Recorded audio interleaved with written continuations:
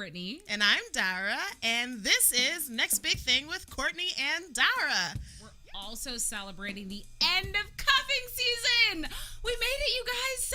Celebrate.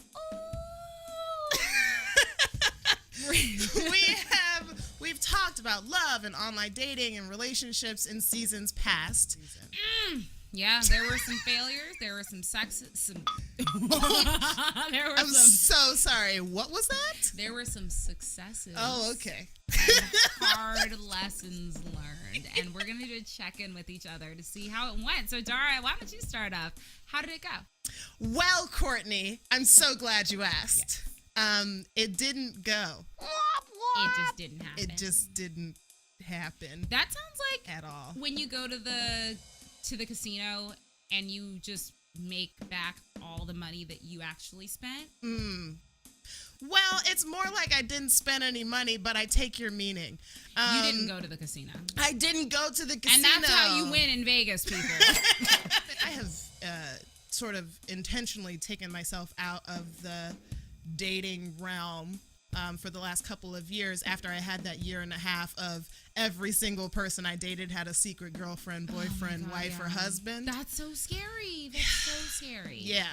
I mean, I just feel like, just tell the truth. I hated feeling like I was the other woman without having been given the choice to be the other woman. That's exactly. Because given the choice, you would opt out. I would opt out. But that's why they don't tell you, because they don't want you to opt out. Because they know that you're exactly. Yeah. So, sundress season is coming, which is when I cut off cuffing season. I think everyone cuts off cuffing season when sundress season As soon as my arrives. legs come out, the cuffing is over. As we all know, pregame is around October 31st.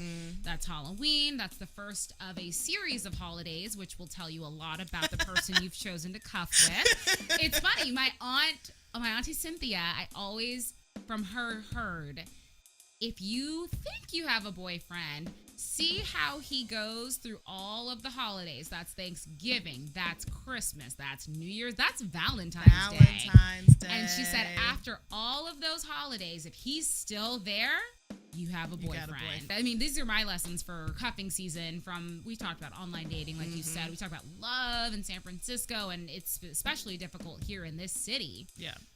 But ultimately, no matter what someone tells you, no matter what they say their intentions are, time tells everything.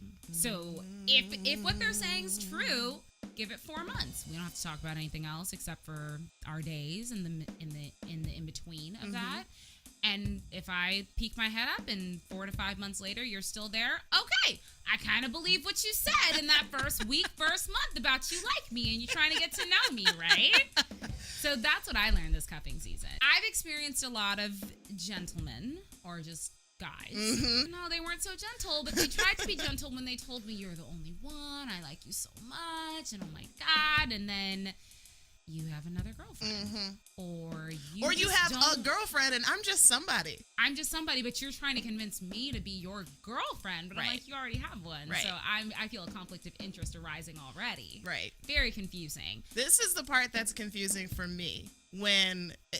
And before I say this, I just want to make it clear. After a date, I do not send out a survey. It's not like you bought something at my store and I'm like, how did you like your service? Like, I don't do that. Seriously. So because I don't do that, what I don't understand is when I get the, oh my God, you're so amazing.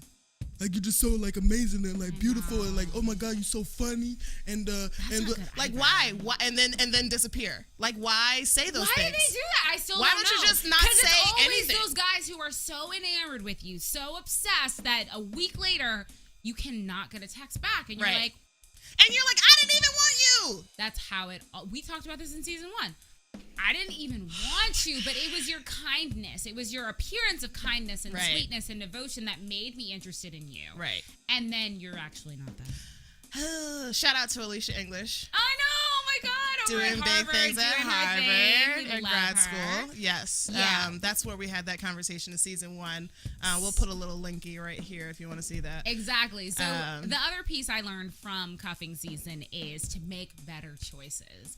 Because realistically, all the pitfalls that we come across, I believe that, and my mother told me this actually, a man will always tell you exactly who he is and what he wants right up front. It's just a question of if you're listening to receive that information. Yep. When you hear a guy say, for instance, like, "Oh, I'm just like not looking for a relationship," and then you see like the girl's thought bubble, which is like, "I can fix him. I can change him. I can change him." Like, no, you're not. And then a month later, he's like, "But I don't want a relationship." And you're like, "But you made me feel like." No. And he told you the feelings. truth. Forget feelings. It's not about feelings. It's about longevity. For me, it's what about. Are you saying? I'm saying what I just said. That's why we're celebrating the end of cuffing season, guys. It's a complicated season. I can't wait to put my shorts back on. Hey, how you doing, season? And don't talk to me when my legs are out. Hey, you Mom. had your chance. Hey, you look real good though. Oh, you can't speak? You can't speak? Okay. Well then, what? Oh, you got a man? Your man don't let you have friends? You ugly We can't just be friends? Great, I'm ugly. Can you stop talking to me? Because I think people on this street think that I know you and you know me and we have some prior something, and we don't. No, we don't. So, I'm excited. We'll see what happens next year. Thank you guys for watching. We'll definitely be here to check in with you all on that. Bye. Bye.